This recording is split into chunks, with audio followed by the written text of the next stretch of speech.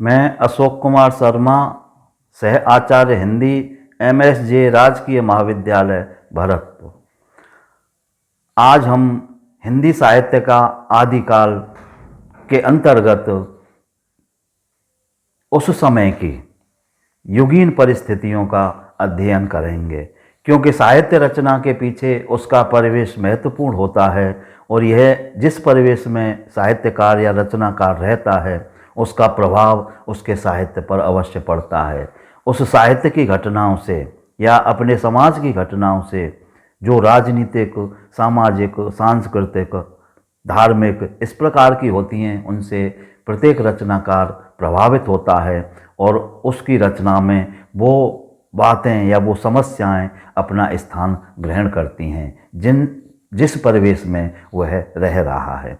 तो आज हम उस परिवेश का अध्ययन करेंगे कि आदिकाल जो हमने 1050 से लेकर के 1375 विक्रम संवत तक माना है आचार्य शुक्ल के अनुसार, तो उसमें कौन सी ऐसी परिस्थितियां रहीं और उस समय का साहित्य किस प्रकार का रहा और उस साहित्य को प्रभावित करने वाली परिस्थितियां विशेष ऐसी कौन सी थीं जिसके कारण आदिकालीन साहित्य की रचना हुई।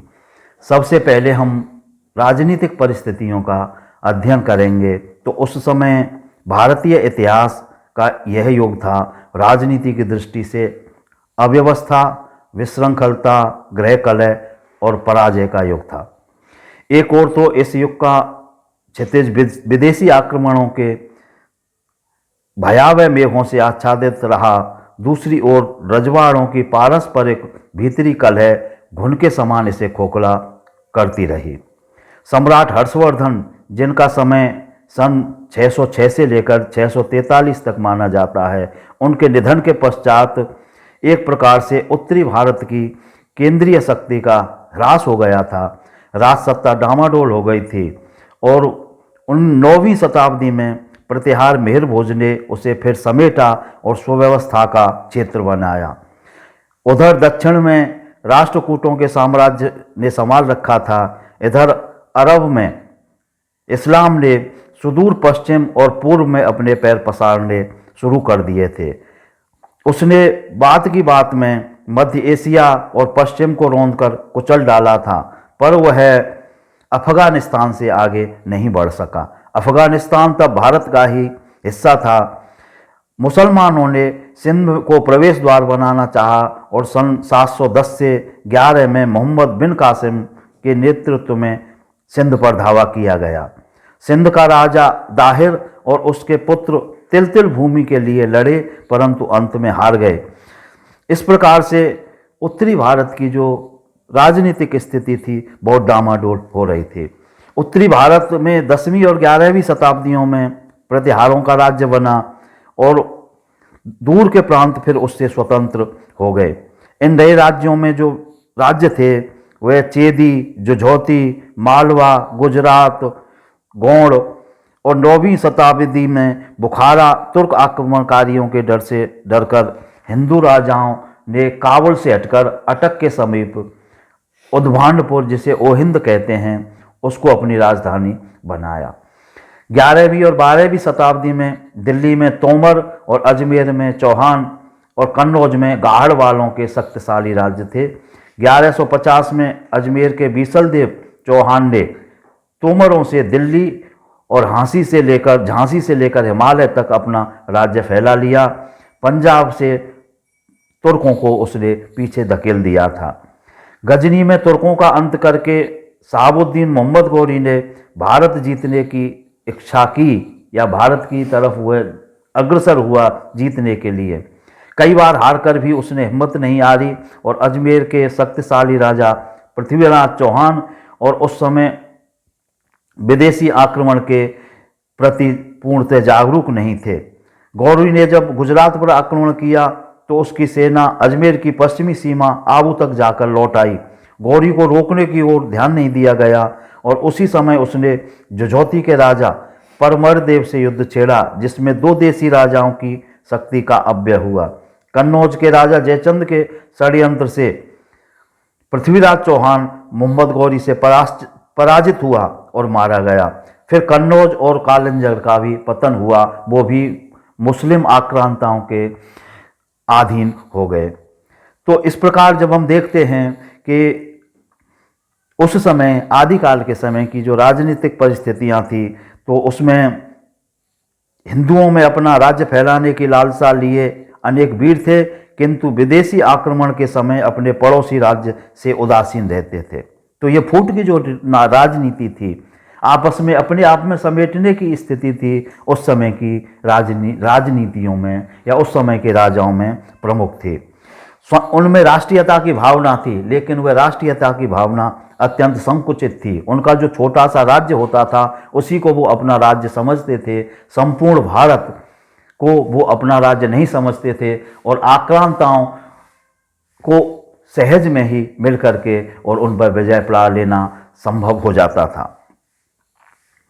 उस समय का जो समय था वो वैयक्तिक वीरता का था, अर्थात जिस राजा से लड़ाई हो रही है तो उसकी वीरता वो अपने आप में ही रखता था। संगठित होकर के सभी राजा बाहरी आक्रांता से या बाहरी आक्रमणकारी से नहीं लड़ते थे। इस प्रकार का धार्मिक वातावरण था या राजनीतिक वातावरण था जिसमें आदिकाल का साहित्य लिखा गया था। दूसरे में हम धार्मिक परिस्थितियों को देखते हैं तो इस समय में वैदिक और पौराणिक धर्म के अनेक रूप थे, जो बौद्ध और जैन धर्म भी अपने वास्तविक आदर्शों से दूर हट गए थे। अर्थात वैदिक और पौराणिक, जैन और बौद्ध ये धर्म प्रमुख थे उस समय, लेकिन इनके जो आदर्श थे उन आदर्शों को ना निभा करके उन आदर्शों से पृथक होते गए थे, दूर हट गए थे। जो संयम, नियम और जो मानवता की भावना इन साहित्यों में या इन धर्मों में थी वह दूर हट गई थी। व्यवहार में इनका अलग ही रूप प्रचलित हो गया था। बौद्धों में महायान, वज्रयान, सहजयान और मंत्रयान आदि कई प्रकार के यान बन गए थे, वर्गीकरण हो गया था और इन संप्रदायों में अलौकिक शक्तियों की प्राप्ति और उनका प्रदर्शन ही सिद्धि समझा गया। सिद्धि लाभ के लिए गुप्त मंत्रों का जाप, आचार विहीन गुप्त क्रिया, विशेषकर निम्न वर्ग की नारियों के भोग आदि को अपनाया। इनकी योगनियों के द्वारा मनुष्य की कामुकता को खूब बढ़ावा मिला। चमत्कार प्रदर्शन के लिए निरीह जनता को ठगने की प्रवृत्ति बढ़ रही थी। नैतिक स्तर गिर रहा था और धर्म के नाम पर अधर्म का प्रचार हो रहा था। बौद्धों के अतिरिक्त वैष्णवों के पांचरात्र, शैवों के पाशुपत, कालमुख, कापालिक और रसेश्वरादि संप्रदायों में भी बौद्ध संप्रदायों की पूजा पद्धति का ही अनुकरण होता रहा। शाक्तों में आनंद भैरवी, त्रिपुर सुंदरी आदि की अर्चना में भी यही प्रणाली थी। जैन संप्रदाय में भी इसी प्रकार के तांत्रिक और वामाचार की पद्धति का प्रचलन था। इस प्रकार से बाद में फिर नाथ संप्रदाय आया और नाथ संप्रदाय में गोरखनाथ ने इसमें योग की प्रतिष्ठा की और संयम और आचार के लिए महत्वपूर्ण स्थान दिया। इस प्रकार तमिलनाडु के वैष्णव भक्त, आलवार और शैव भक्त भक्ति के अनेक लोक हितकारी रूप लेकर के भी इस समय आए थे। इस प्रकार आदिकाल में जो धार्मिक स्थितियां थीं उनमें समस्त धर्म थे, सिद्धों का, नाथों का, इनका प्रचार प्रसार भी था और वामाचार और तांत्रिक की जो क्रियाएं थीं समाज में वो अधिक मात्रा में हावी थीं। तो उन परिस्थितियों से भी इस समय का जो साहित्य है वह प्रभावित हुआ है। उनमें वो चीज़ें भी पाई जाती हैं जो समाज के धार्मिक वातावरण में चल रही थीं। जब हम अगली सामाजिक परिस्थितियां हैं तो सामाजिक परिस्थितियों में भी उस समय जब हम देखते हैं तो उच्च सामाजिकता की विशेष आशा नहीं की जा सकती है जहाँ की राजनीतिक और धार्मिक परिस्थितियां बिगड़ी हुई होती हैं। जाति, गुण और कर्म के आधार पर नहीं थी, न वर्ण के आधार पर इस समय की व्यवस्था थी। इस समय के वातावरण में छुआछूत के नियम कड़े हो रहे थे। हिंदू जाति की पाचन शक्ति का प्राय ह्रास हो चुका था। अलबरूनी ने इस संबंध में लिखा है कि हिंदुओं को इस बात की इच्छा नहीं होती थी कि जो वस्तु एक बार भ्रष्ट हो गई उसे शुद्ध करके फिर से ले लें। अर्थात जो नियम थे जाति बहिष्कार के वो बहुत ही कड़े थे। उस समय रूढ़िग्रस्त धर्म के समान समाज भी रूढ़िग्रस्त हो चुका था।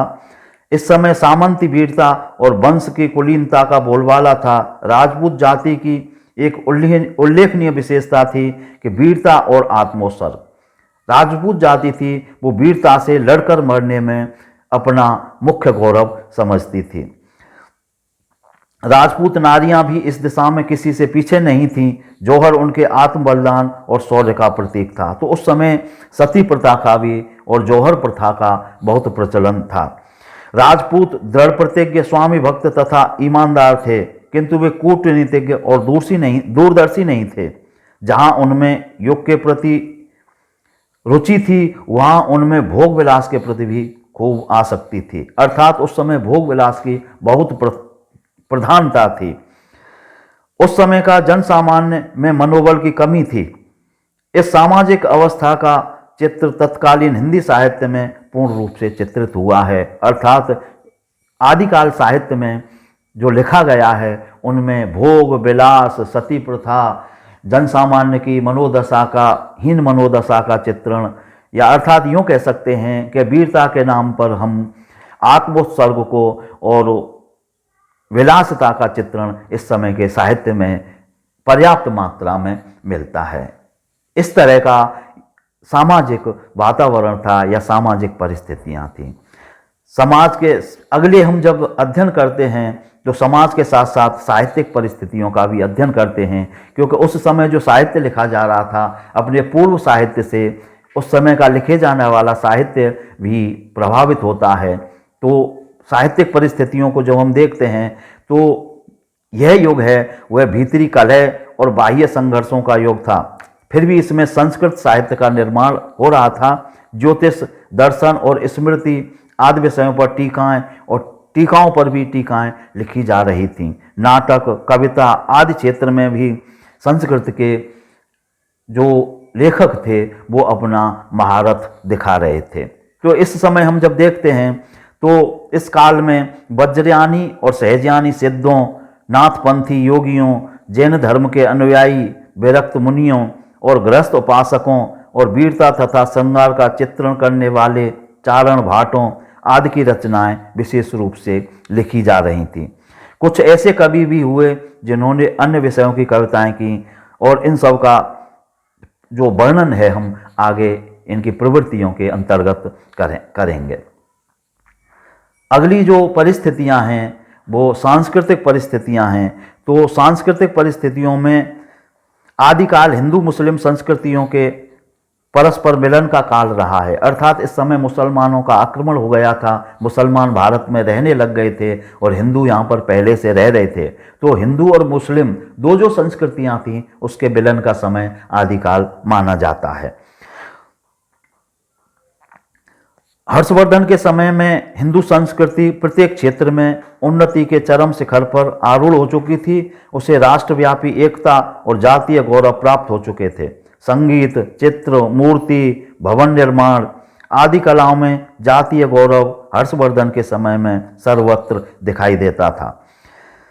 सभी ललित कलाएं धर्म से अनुप्राणित थीं। भुवनेश्वर, पुरी, खजुराहो, सोमनाथ, बेलोर, कांची, तंजौर और आबू के जो भव्य मंदिर हैं ये उसी समय की विशेष कलाकृतियां हैं।